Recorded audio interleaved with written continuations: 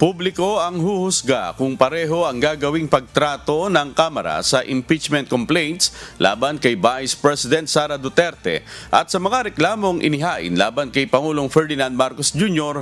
batay sa pananaw ng Makabayan Bloc.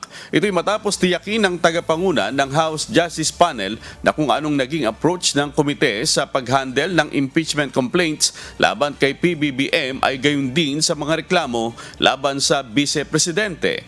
Naniniwala si ACT Teachers Party List Representative Antonio Tino na publiko ang makakakita kung may pantay bang pagtrato ang House of Representatives sa impeachment complaints laban sa Pangulo at pangalawang Pangulo. Ang Makabayan lawmakers ay parehong endorsers ng mga reklamong impeachment laban sa dalawang pinakamataas na opisyal ng pamahalaan.